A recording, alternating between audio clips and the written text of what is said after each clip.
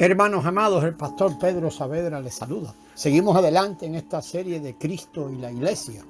Cristo es todo para nosotros. O sea, fuera de Cristo el creyente no encontrará absolutamente nada. Este Cristo es nuestra vida hoy y Él también es nuestra esperanza de gloria para el futuro. Cristo en nosotros es la esperanza de gloria. Los eruditos de la Biblia saben que en el Nuevo Testamento hay un libro que se centra en Cristo y otro que se centra en la iglesia. Sin embargo, la mayoría de las personas se conforman únicamente con esta revelación. No miran el misterio profundo oculto en estos dos libros. Queremos usar esto como ejemplo. Por ejemplo, cuando sabemos que Colosenses se trata de Cristo y que en Efesios se trata el tema central es la iglesia. Cada vez que leemos estos dos libros, lo hacemos desde esa perspectiva.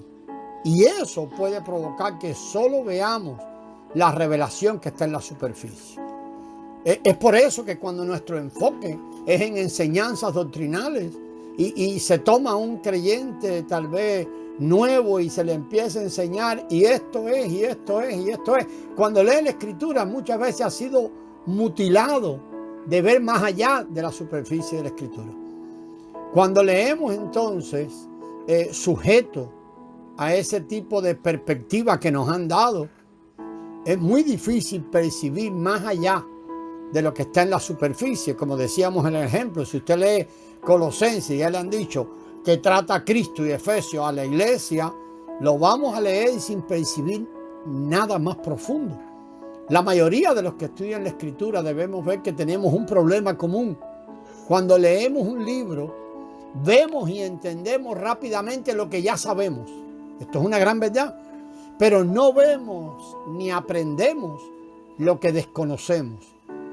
La razón por la que no vemos ni entendemos la palabra misterio, que tantas y tantas veces la usa el apóstol Pablo, es que no estamos familiarizados con ella.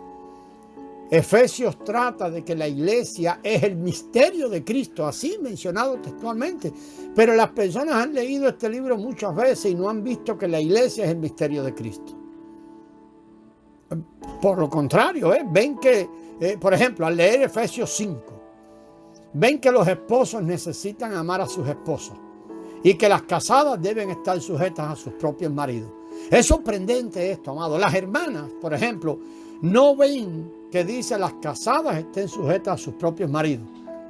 En vez de ello, ellas son impresionadas por la frase que dice: marido, amad a vuestras mujeres. Y todas las hermanas dicen amén. Cuando leen Efesios 5:25, ellas oran para que su esposo entonces viva y obre según ese versículo. Es igualmente increíble que cuando los hermanos leen Efesios 5, quedan impresionados con las palabras que están en el versículo 22, donde dice: las casadas estén sujetas a sus propios maridos. Los hermanos dicen amén en ese versículo. Y cada cual ora: Señor, gracias por darnos esta palabra. Por favor, ilumina a mi esposa para que ella vea que necesita someterse, o cosas así. No obstante, Efesios 5 tiene que ver con un misterio. Tal vez todo lo que usted ha escuchado en enseñanzas en Efesios 5 tiene que ver, y tomado de ahí, sobre todo en esos últimos versículos, tomar la familia, la relación esposa y esposo en lo natural. Pero Efesios 5 mismo dice allí en el versículo 32 que tiene que ver con un misterio. Mire el versículo 32, grande es este misterio. Agrega el apóstol: mas yo digo esto respecto de Cristo y de la iglesia, no de lo que venía hablando antes del esposo y la esposa, dado que esta palabra no figura en nuestros conceptos, no la vemos. Grande es este misterio. Él lo está diciendo, pero nosotros no vemos. Resulta fácil ver la revelación que está en la superficie, pero es difícil percibir el misterio profundo.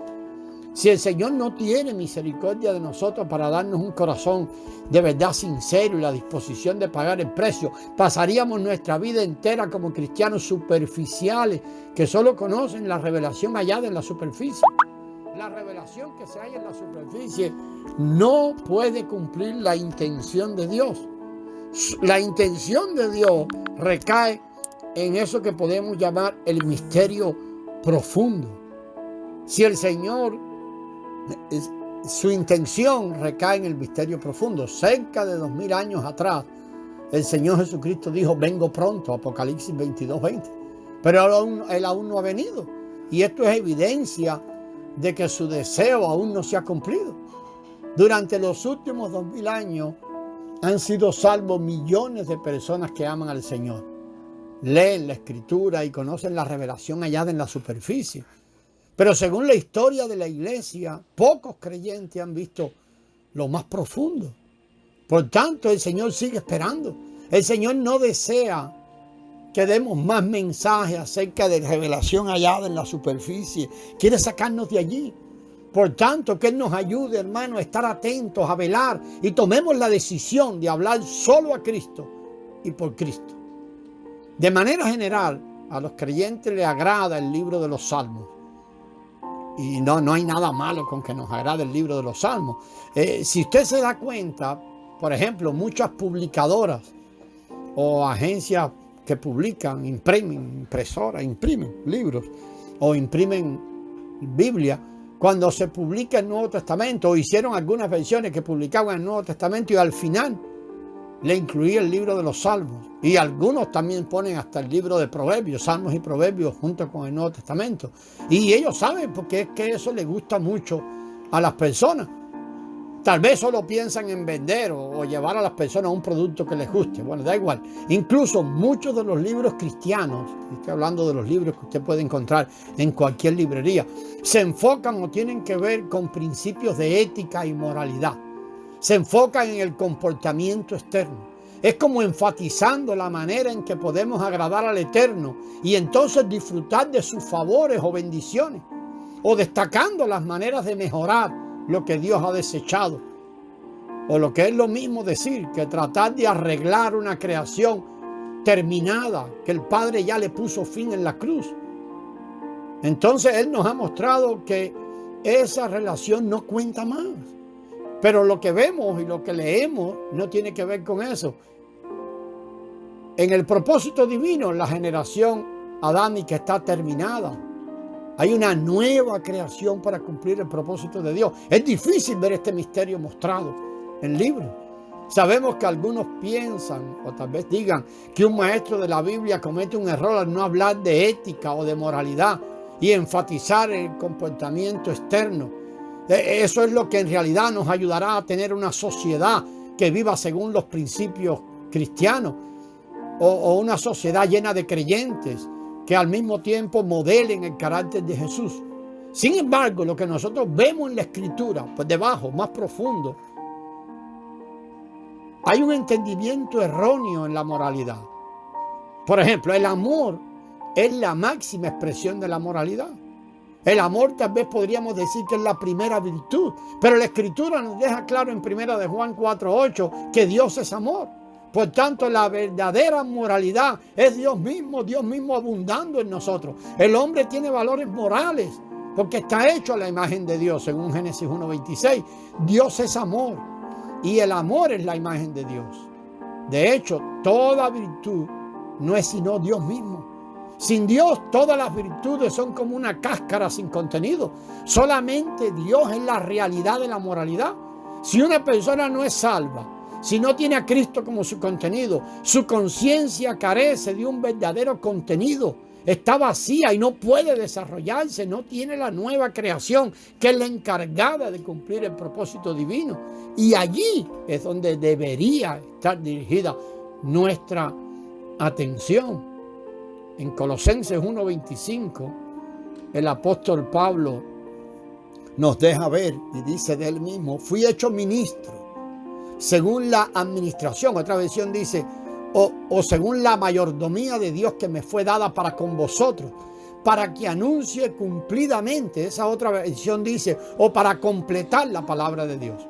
A Pablo se le encomendó una mayordomía a fin de ser un mayordomo en la gran familia de Dios. En la antigüedad, las costumbres griegas, o según las costumbres griegas, las grandes familias acaudaladas tenían un abundante suministro de todo.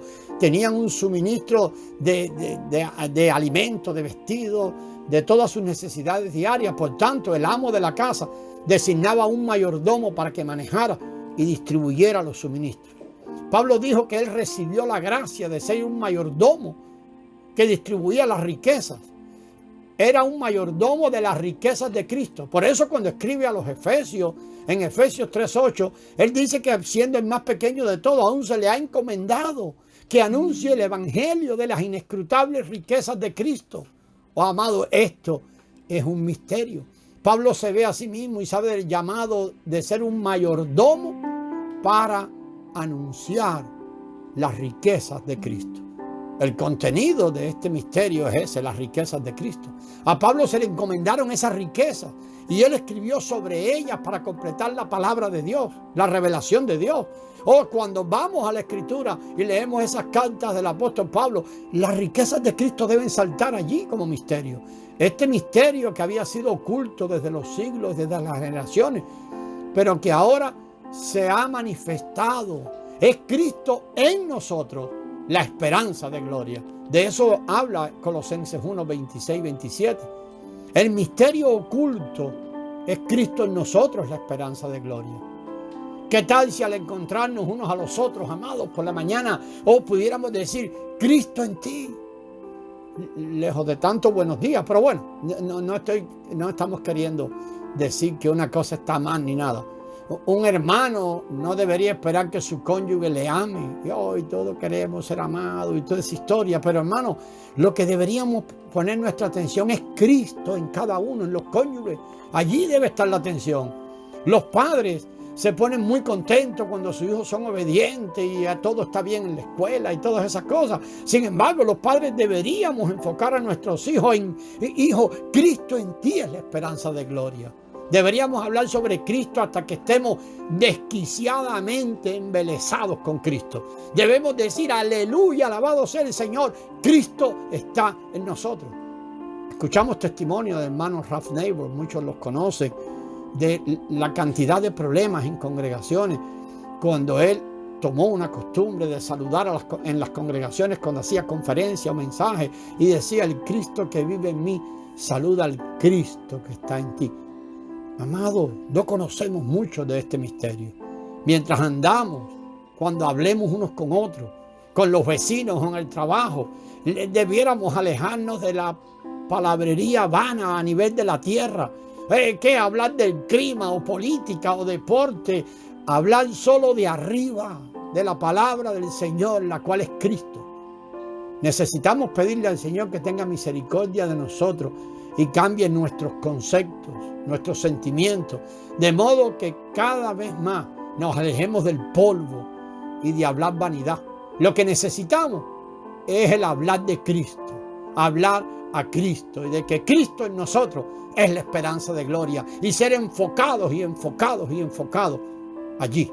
Cuán hermoso, amado, es hablar de este Cristo. La virtud de las virtudes es Cristo y el verdadero desarrollo de esa virtud es el vivir de Cristo creciente y manifestando su vida en nosotros. En el próximo audio vamos a revisar un poco más profundo allí a Cristo en la carta de los Colosenses, sobre todo en los primeros 3 capítulos. Gracias y paz, amados.